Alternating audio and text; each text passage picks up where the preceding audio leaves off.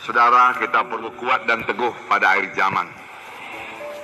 Akhir zaman terjadi banyak goncangan-goncangan. Bahkan hampir dalam segala bidang akan terjadi goncangan-goncangan. Bahkan sudah terjadi goncangan-goncangan. Sudah mulai goncangan-goncangan. Sekarang saja saudara kita lihat goncangan dalam bidang ekonomi. Sudah terjadi goncangan dalam bidang keuangan, krisis moneter, dan lain sebagainya. Saudara, tetapi satu lagi, setan mau menggoncang dalam keluarga juga. Berhati-hatilah. Saudara, jangan beri tempat kepada setan dalam keluarga saudara. Karena itu termasuk dalam rencana setan. Tetapi sepanjang kita berlaku sebagaimana saya katakan tadi, berurat berakar pada firman Tuhan dan berdasar pada firman Tuhan, dan pandangan kita dalam kita tujukan kepada pahala yang kekal di sorga, saudaraku, maka rencana setan tersebut bisa digagalkan. Amin. Pada zaman kita meningkatkan pelayanan kita, tidak bisa biasa-biasa saja, saudaraku. Tidak bisa. Tingkatkan pelayanan kita, ya, supaya kita layani jiwa-jiwa itu sepenuhnya, ya, sehingga mereka betul-betul menerima kuasa Tuhan dalam hidupnya. Kalau dia sakit, doakan sampai pertolongan Tuhan jadi kepadanya. Kalau dia terikat, doakan sampai dia bebas. Amin. Jangan asal siap saja, jangan. Kasih Tuhan harus memenuhkan saudara. Segala pelayanan harus saudara laksanakan dengan kasih Tuhan dan dengan kekuatan yang dianugerahkan Tuhan kepada saudara.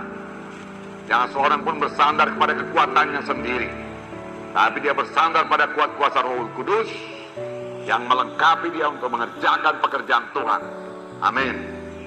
Dan Tuhan akan meneguhkan pelayanan saudara dengan kesembuhan, dengan kebebasan, dengan jiwa-jiwa yang selamat, jiwa-jiwa yang berubah, dan yang kemudian perlu diteguhkan terus, sehingga pengikutan jiwa-jiwa tersebut, termasuk juga pengikutan saudara sekalian, ya, tidak lagi bergantung atas berkat-berkat Tuhan.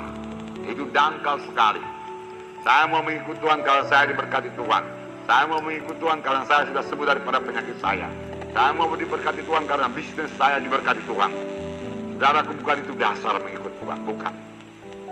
Ya, berkat Tuhan yang Tuhan berikan kepada kita di dunia ini hanya sementara.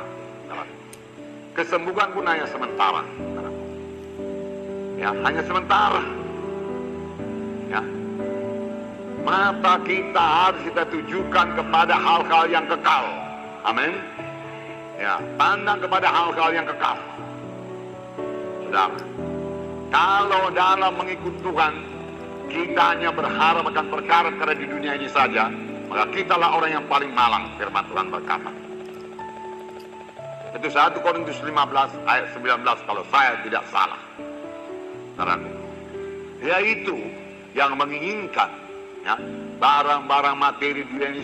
Saya mengikut Tuhan supaya saya keberkatan, ya. Saya mengikut Tuhan supaya saya sembuh, ya.